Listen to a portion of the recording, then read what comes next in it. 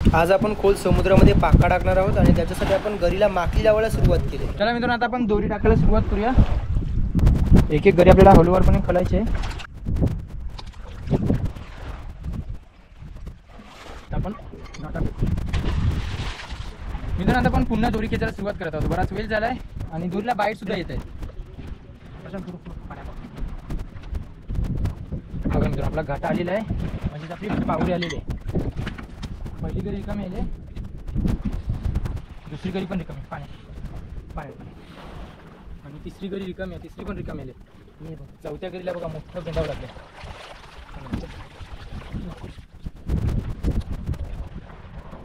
आणि पाच सगळ्यात मोठी साईज आहे. बघा किती मोठी साईज आहे.